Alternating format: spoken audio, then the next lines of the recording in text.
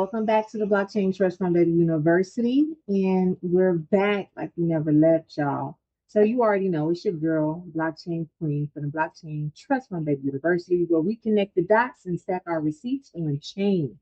Tonight, we will be diving deep into the passing of the two major legislative moves, which is the Clarity for Payment Stablecoins Act and the Financial Innovation and Technology for the 21st Century Act, known as the FIT 21 Act, or what I call the Genius Act, y'all. So these two bills have finally been approved for the U.S. House of Representatives and could change the entire playing field for the crypto regulations, investing, and innovation in America. So let's break this all the way down, all right? So history, what it means, who it affects, and how you, as an everyday investor, needs to be moving smarter and not harder. So if you can see, I have pulled up, Trump signed Landmark Genius Act, hailing exciting new frontier for crypto. So if you've been in crypto since 2018, if you've been in crypto since 2020, if you've been in crypto since 2011, like we're all just watching this unfold, right? Right before our eyes. We knew this was coming. We knew this was going to happen. And 2025, it is here, y'all. It is here. So what I really want to do is kind of just briefly go over a couple of pinpoints, kind of summarize this article. So let's just rewind for years, right? So the U.S. crypto space has operated in like a gray area. So we know that the SEC, which is the Securities and Exchange Commission, and the CFTC, the Commodity Futures Trading Commission, have long disagreed on how digital assets should be classified. Now, the SEC wanted to call everything a security, but the CFTC said, hold on, wait a minute, some of these are commodities and not securities. So what was the result of that? We had a bunch of regulatory confusion, you guys. So there was lawsuits, there was exchanges being sued. It was innovators leaving the United States because of the lack of guidance. No one felt safe here to pursue new projects or to build or to just feel like they could, develop this new technology. So these two bills aim to fix all that. I know the Clarity for Payment Stablecoin Act sets rules for how stable coins can legally exist in the United States, now under a federal and state oversight. I don't know how much you guys really like that, but yeah, I mean that's what's happening right now, you guys. That's just what's happening. So the Genius Act, which gives the CFTC oversight of digital commodities and sets clear parameters for what counts as a security versus a commodity. Now, hopefully they don't create stipulations and compliance to where it's still confusing, and hopefully it's clear and we know what the differences will be, right? So projects with decentralized governance and active community ownership. Commodity? Don't know. Centralized, controlled by a small team, that might be a security, right? So this bill went through multiple failed attempts due to political division. So now we know that Crypto Week has just passed. It was from July 14th, I believe, up until July 18th. And when I say the market, the market showed love to my portfolio during that time. But also it was just a lot going on in the media and in the news during that time, y'all. So it was just a lot. But hey, we still here. We still made it, right? So the Democrats worried it will weaken investor protections. So a person like me, they worried about if I'm worried about my investments being protected or not, right? But the Republicans, especially in the House, push for innovation and economic freedom. Now, after a year of debate and amendment revisions, now the bill has been passed with 279 versus 136 votes, showing bipartisan support. Now that's pretty major, y'all. So in the comment section, tell me how you guys feel about this portion of these two bills being passed and signed by President Trump after not passing, confusion, regulatory unclarity and uncertainty. After all this time passed, how you guys feel about this? Now, I do want to go over another topic, because the Stablecoin Right Act is essentially going to set parameters of what and what kind of companies can now issue their own stablecoins, right? Now we have heard already of Circle, right? It just IPO'd on Robinhood, and that's USDC, right? So let's just talk about USDC and the Tether segment. So Tether is USDT. Let's talk about their balance sheets. Let's talk about, is it really 1-to-1 ratio peg? Does it have is it backed by treasuries or not? Let's talk about that. So the coins pegged to the dollar, like I was saying, Circle, which is USDC by Circle, and USDT, Tether. Now, USDC is backed by the United States treasuries and is fully compliant with regulators. They've been working hand in hand with these lawmakers, y'all, which position them to thrive under these new laws. Now, on the flip side, Tether has a long controversial history. Although it's most used stablecoin globally by volume, which is why I wanted to come here to CoinGecko to show you, right? The market cap, because, and by the way, XRP just flipped Tether. Tether was the number 3 global digital asset, but now XRP has taken the number 3 spot, which is putting Tether at the number 4 spot, you guys. So let's go back to Circle. Now, again, volume been crazy. It's been criticized for their lack of transparency, and also Tether holds Bitcoin on its balance sheet. I wanted to show you guys this because I actually pulled this up myself, because I always heard about people talking about the asset category and what's really on their balance sheet, but they actually do hold. If you see here on subtotal number 415, they do hold a substantial amount of Bitcoin, right? Is that in compliance with now the new Stablecoin Act? I don't know. Or I might know based on the framework, right? So Tether, so Bitcoin's on its balance sheet, but it's not just cash or treasuries, and this operates mostly outside of the United States jurisdiction, right? So under this new Clarity Act, that could be a big issue.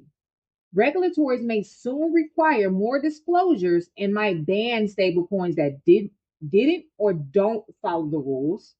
USDC is ready. Tether might not be. Now, this could lead to more liquidity flowing into USDC and other regulated stablecoins, while Tether may face pressure or sanctions, or possibly be limited in the United States markets. Now, I want to know how you guys feel about that, because if they have a possibility of getting sanctioned, if they have Bitcoin on their balance sheet and it's a substantial amount of Bitcoin, what is that going to do to the crypto market? Just think about that, you guys. That's just something to think about, right? I'm just reporting the news, and I'm just sharing because it's been a long time and I haven't chopped it up or reported on different things, but this is huge and this is major, so I just wanted to bring it to you guys' attention. Now, the third segment that I wanted to talk about, you guys, was XRP and RLUSD. Now, these are considered the new giants in town, which they've been already, what can I say? Popular within the crypto sector, and also they've been under a lot of pressure as well because of the lawsuit. of the unclarifying position of, was it a security or is it considered a commodity? So under these new laws, it might be considered a commodity, and it has already been deemed as not being a security. Let me find that. Oh, here it is. All right, let me find this article. So it says the Federal Reserve officially adopts ISO 222 for Fed Wire. What does this mean for Ripple? It says Ripple could benefit immensely as the Federal Reserve officially adopts the ISO 222 for Fed Wire, having already positioned itself with early compliance, right? Notably, the United States Federal Reserve today officially made the switch to ISO 222 for its Fed Wire fund services. This is huge. This represented an important step toward modernizing the country's payment infrastructure. Let's just pause. Let's pause. Let's pause. Let that sink. The change follows an early delay from March 2025, which gave banks and service providers extra time to prepare for the transition, right? So for context, ISO is a global messaging standard that brings structure, clarity, and consistency to how financial systems communicate. So it allows banks and payment networks to share richer, more detailed information during transactions, helping reduce errors, improve compliance, and boost cross-border efficiency. Now, more than 80% of the world's financial transactions are expected to use the format by the end of 2025. Amid this growing push, the standard is quickly becoming the industry norm. I want y'all to let that sink in, because I think a lot of people, because of this lawsuit that they had for the past 5 years, I think people have been heavily sleeping on the fact that the price of XRP has been stagnant due to this lawsuit, right? It was 20 cents, 10 cents, 50 cents for a long period of time, everybody. It had just now surpasses a previous all-time high, right?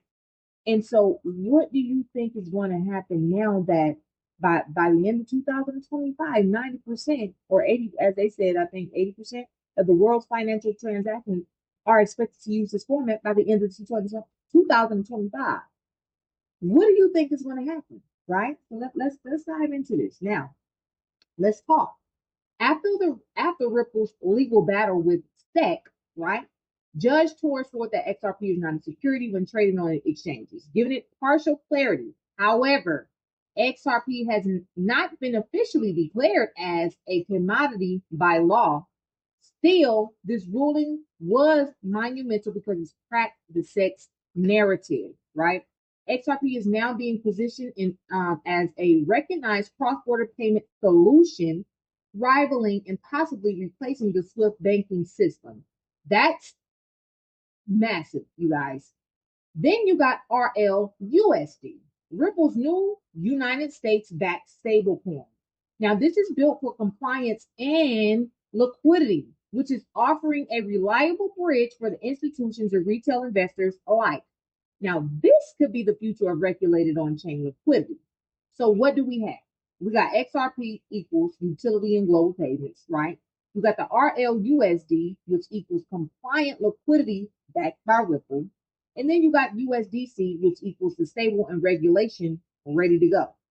So this is a new ecosystem that is forming, and one that's playing by the rules, you guys. This is major. Drop a comment down and tell me how you guys feel about XRP and RLUSD, and also the ISO system now being fully supported right now, and major financial institutions implementing this for their banking systems, for their communication. How do we feel about that? Now, we're gonna bring this on home. So what does this mean for like people like me and you, right? I'm an average investor. That's just what I do.